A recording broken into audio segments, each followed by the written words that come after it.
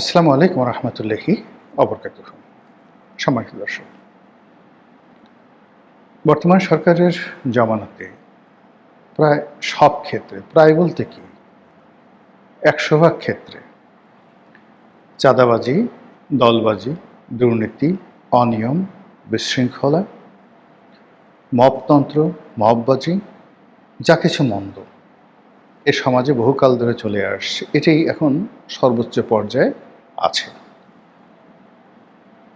অন্যদিকে এই সকল মন্দ বিষয় সমাজ ধারণ করার জন্য, রাষ্ট্র ধারণ করার জন্য যে একটা শান্তিপূর্ণ পরিবেশ দরকার, যে একটা উন্নয়ন দরকার,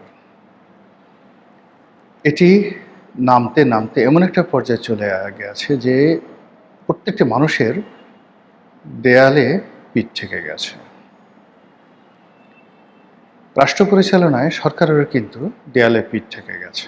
তার হাতে কোনো টাকা নেই। ফলে টাকা উপার্জনের জন্যে সরকার এমন এমন জায়গাতে হাত দিয়েছে আগামী বাজেটে, যেটি দরকার কিন্তু নজিরবিহীন। আবার এটি সামাল দেওয়া সরকারের জন্য সত্যিকার অর্থেই কঠিন একটা বিষয় হয়ে দাঁড়াবে।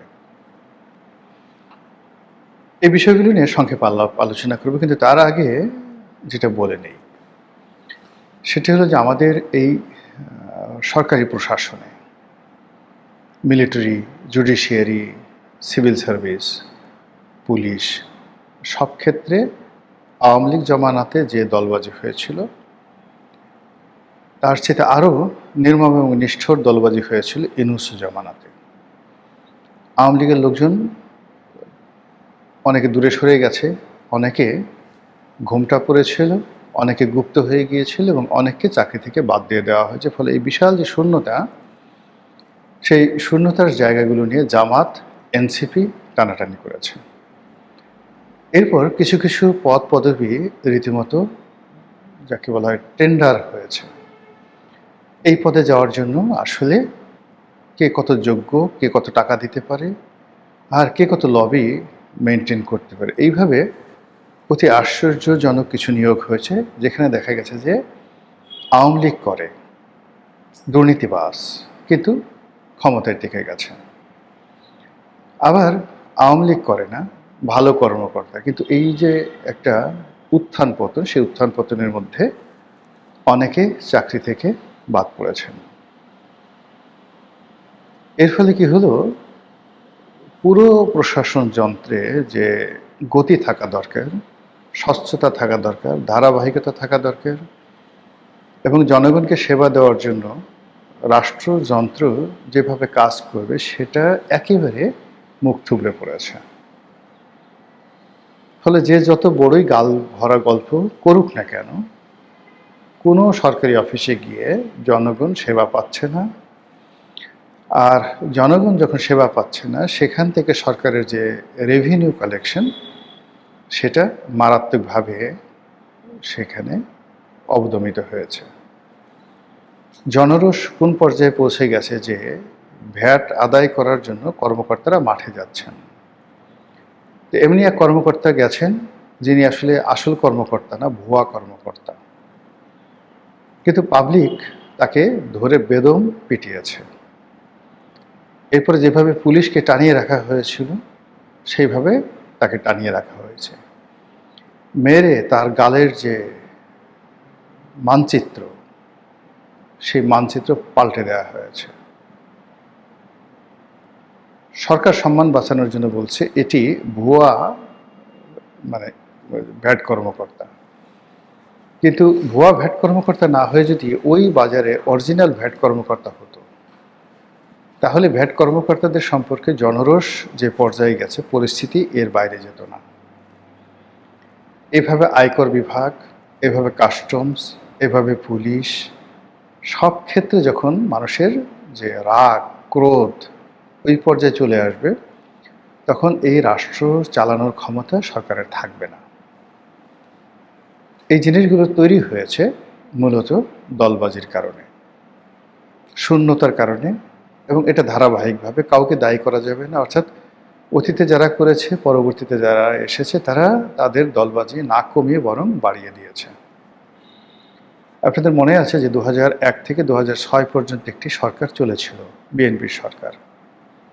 আজকের দেশে যা কিছু অন্যায় ঠিক ওই সময়টাতে শুরু হয়েছিল। এই যে আন্ডারওয়ার্ল্ড, সেই সময়ের কালা জাহাঙ্গীর, সেই সময়ের অন্য যে সকল, সেই যে ডাকাত শহীদ, তারপরে শেষে ডেভিড, অন্যান্য যারা খুব কুখ্যাত দস্যু এবং কুখ্যাত আন্ডারওয়ার্ল্ডের ডন ছিলেন, তারা নামে বেনামে আবার এই সময় ফিরে এসেছে। যদিও শেখ হাসিনার জমানাতে এই ডনগিরিটা ছিল না, চাঁদাবাজি ছিল, কিন্তু সংঘবদ্ধ সিন্ডিকেটের মাধ্যমে ডনগিরি ছিল না, এই ডনগিরি চলে এসেছে। ওই সময়টাতে প্রথম ব্যাংক পাড়াতে একজন বাকের নামে একজন সেই সিবিআই নেতার তৈরি হয়েছিল। সমস্ত ব্যাংক পাড়াতে তার দাপটে কে এমডি, কে চেয়ারম্যান, কে কি ডাজ নট ম্যাটার, বাকের যা বলবে তাই হবে।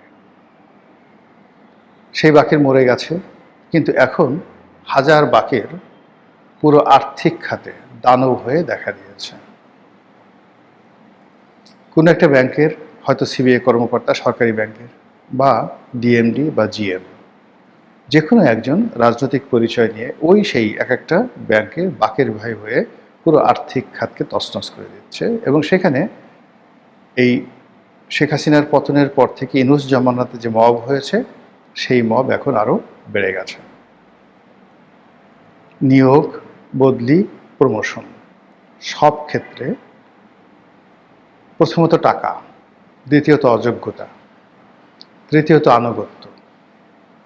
এই জিনিসগুলো না থাকলে কোনো কর্মকর্তা সামনে এগোতে পারছেন না পুরো আর্থিক সেক্টরে, ব্যাংক এবং বিমাতে। ফলে যা হওয়ার তাই হচ্ছে। সরকারে যারা মন্ত্রী রয়েছেন, তাদের কারো কথা মানে সামনে যখন আসছে সেটা ট্রল হয়ে আসছে, নেতিবাচক অর্থে আসছে, ঠাট্টা মশকরার জন্য আসছে। কিন্তু সরকারের কথা মানে মন্ত্রী বা এমপি কোনো গুরুত্বপূর্ণ কথা বলেছেন, সেই কথার ব্যাপারে দেশের প্রেস অ্যান্ড মিডিয়া যারা আছেন তাদের দৃষ্টি আকর্ষণ হয়েছে, এবং জনগণ তাদের কথা শুনেছে। এরকম সিঙ্গেল ঘটনা গত এই 2 মাসে ঘটেনি। ইউনূস জামানাতে যেভাবে প্রেস সেক্রেটারি শফিক সাহেব, আলী রিয়াজ, বদিউল আলম মজুমদার, এই মানুষগুলো কথাবার্তা বলতেন, এগুলোকে মিডিয়ার সামনে আনতো অ্যাজ এ নুইসেন্স হিসেবে, যেন এদের সম্পর্কে মানুষের রাগ হয়, এদের কথা শুনলে মানুষ ক্রোধান্বিত হয়, এবং এদের কথা শুনলে লোকজন ইউনূস সাহেবের উপর রাগ হয়ে যায়। এই জমানাতেও একই ঘটনা ঘটছে। মন্ত্রী, এমপি থেকে শুরু করে সবার কথাবার্তা এমনভাবে উপস্থাপন করা হচ্ছে মূলধারার গণমাধ্যমে এবং সোশ্যাল মিডিয়াতে, কখনো উলঙ্গভাবে, কখনো খুব ইন্টেলেকচুয়ালি, খুব কৌশলে এদেরকে এমনভাবে তুলে ধরা হচ্ছে যেগুলো আলটিমেটলি ট্রলের শিকার হচ্ছে। এবং সরকার যে একটা বোগাস বউ, সরকার যে একটা ফাঁপা বেলুন, তার যে কোনো ক্ষমতা নেই, এবং সরকারের যারা কর্তা ব্যক্তি তারা যে যোগ্যতম নয়, সেই জিনিসগুলো ফুটে উঠেছে। প্রধানমন্ত্রী পদে জনাব তারেক রহমান সাহেব আছেন, কেবলই মাত্র তার কথাবার্তা মিডিয়াতে আসছে, কিন্তু তার কথার মধ্যে চমক বেশি, আশ্বাস বেশি, স্বপ্ন বেশি, দিক নির্দেশনা নেই। আর তার কোনো একটি বক্তব্য টু দি পয়েন্টে, as a order, as a royal order, রাজকীয় অর্ডার হিসেবে এটি বাস্তবায়িত হয়েছে, এরকম কোনো নজির নেই। ফলে কি হচ্ছে, তিনিও কিন্তু ট্রলের শিকার হচ্ছেন, প্রচণ্ডভাবে ট্রলের শিকার হচ্ছেন, তিনি এবং তার পরিবার। এরপর আমরা চাঁদাবাজির দিকে আসি। সারা ঢাকা শহরে চাঁদাবাজি একটা পুরনো রোগ। এই রোগ এখন রীতিমতো ক্যান্সার রূপে ছড়িয়ে পড়েছে। এই রোগ একই সঙ্গে ক্যান্সার, মরণঘাতী ক্যান্সার। এর থেকে মানে এই চাঁদাবাজরা যদি আপনাকে টার্গেট করে, চাঁদা আপনাকে দিতে হবেই।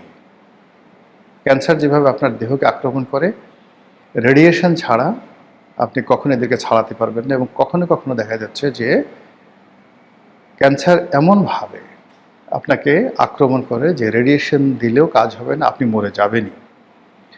এভাবে আমাদের সমাজে এখন চাঁদার জন্য সিন্ডিকেট হয়েছে, চাঁদার জন্য লাইসেন্স হচ্ছে, চাঁদার জন্য কার্ড তৈরি হচ্ছে, আইডেন্টি কার্ড তৈরি হচ্ছে, চাঁদাবাজদের গডফাদার তৈরি হচ্ছে, তার সঙ্গে অন্য সবাই জড়িত হয়ে গেছে।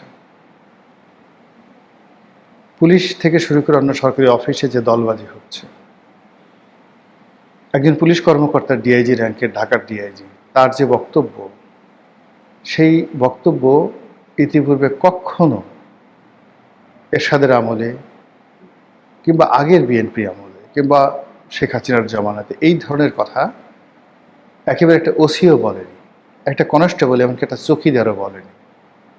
জয় বাংলা, জয় বঙ্গবন্ধু, বাংলাদেশ জিন্দাবাদ, নারায়েত তাকবীর, আল্লাহু আকবার, আমি জামাতের কর্মী ছিলাম, আমি বিএনপির কর্মী ছিলাম, আমি আওয়ামী লীগের কর্মী ছিলাম, এই কথা এই প্রথম একজন ডিআইজি, ধরে নেওয়া হয় তিনি আইজি হবেন, তেয়ার মুখ দিয়ে বের হলো। ইট মিনস তেলবাজি, দলবাজি, এটি এখন এমন একটা পর্যায়ে পৌঁছে গেছে, সবাই মনে করছে এটা করা ছাড়া তাদের ভাগ্যে প্রমোশন জুটবে না, তাদের চাকরি থাকবে না। তাদের মালিক এবং মালিকিন যারা আছেন, প্রভু বা যারা আছেন,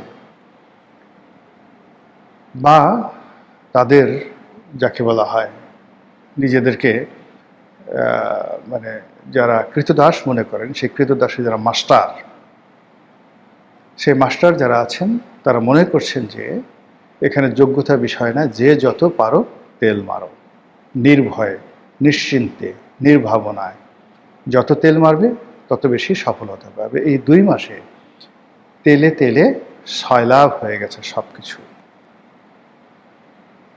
এরপর আপনি আসেন যে চাঁদাবাজি গেল, তেলবাজি গেল, দলবাজি গেল, এরপর হলো নীতি এবং নৈতিকতা। নীতি এবং নৈতিকতার যে জায়গাগুলো রাষ্ট্রে থাকে, সেই জায়গাগুলো একটিও পুনর্গঠিত হয়নি। দুর্নীতি দমন কমিশন, মানবাধিকার কমিশন থেকে শুরু করে আরও যা কিছু রয়েছে, সংবাদপত্র জগৎ, মানে এই সংবাদপত্র জগতে একটা সময় ধরেন শ্যামল দত্ত, মোজাম্মেল বাবু, ফরজানা রূপা, মুন্নি সাহা, এরকম অনেকে প্রধানমন্ত্রীর দপ্তরে গিয়ে তারা দালালি করতেন এবং এগুলো নিয়ে আমরা ট্রল করতাম। এখন আসলে এমন সব বুড়া বুড়া মানুষ, বয়স্ক মানুষ, এক পা কবরে এক পা বাইরে, সেই মানুষগুলো সাংবাদিকতার নামে এমন সব দালালি করছে, এমন সব ব্যবসা বাণিজ্য করছে, টাকা, ক্ষমতা, নারী, লোভ নিয়ে এমন সব বিশ্রী সব কাণ্ড করছে, এগুলো দেখা যায় না। এবং এদের এই কর্মে পুরো সংবাদপত্র জগতে অভিশাপ অনিবার্য, কোনো সন্দেহ নেই। এত উঁচু পর্যায়ের দালাল আমাদের দেশে কখনো ছিল না। একেবারে যাকে বলা হয় যে মানুষগুলো মানে দালালি করবে, এরকম কল্পনাও 3 মাস আগে যাদের করা যেত না, এখন তারা দালালি শুধু নয়, মালিকের জুতো চাটা শুধু নয়, মালিককে বলে যে আপনি ওই জুতোয় যত ময়লা লাগাবেন আমার চাটতে তত সুবিধা হবে, এই পর্যায়ে নড়াচড়া করছে। দেশ এবং বিদেশের যে সকল চিহ্নিত দুর্নীতিবাজ সংবাদপত্র জগতের, যাদের কর্মজীবন শুরু হয়েছিল 500 টাকা ঘুষ দিয়ে, যারা চাকরি করতেন বিভিন্ন জায়গাতে, বেতন পেতেন 5,000 টাকা, কিন্তু 50,000 টাকা ঘুষ দুর্নীতি করে বিভিন্ন কোম্পানি থেকে যারা মাসোহারা নিতেন, ধরেন সেই 2001-2 সনে সেই লোকগুলো আবার ফিরে এসেছে প্রত্যেকটা মন্ত্রীর দপ্তরে, প্রধানমন্ত্রীর দপ্তরে, তাদের অবাধ বিচরণ। এবং এই যে ইসলামী ব্যাংকে বা ইসলামী ব্যাংকগুলোতে এখন যা কিছু হচ্ছে, কয়েকটি পত্রিকায় ইতিবাচক নেতিবাচক লেখালেখি হচ্ছে, কেউ এসএলএমের পক্ষে, কেউ এসএলএমের বিপক্ষে। এবং এইগুলোতে এই দুর্নীতিবাজ সিন্ডিকেট, যাদের সঙ্গে সরাসরি ক্ষমতার কেন্দ্রের একটা সম্পর্ক আছে, এরকম দুর্নাম আছে, তারা ছড়িয়ে পড়েছে। ফলে দুঃখ ভারাক্রান্ত হৃদয়ে বলতে হচ্ছে। পরিস্থিতি ক্রমশ খারাপ হচ্ছে, জঘন্য হচ্ছে। আর এই জঘন্য পরিস্থিতি দিয়ে সরকারের যে ন্যূনতম লাভ হবে না, বরং আরও বহু দায়, বহু দেনা সরকারকে শোধ করতে হবে, সেরকম একটা পরিবেশ পরিস্থিতি এই মুহূর্তে অবশ্যম্ভাবী হয়ে পড়েছে। মহান আল্লাহ আমাদের সবাইকে হেদায়েত দান করুন, হেফাজত করুন। আসসালামু আলাইকুম ওয়া রাহমাতুল্লাহি ওয়া বারাকাতুহু।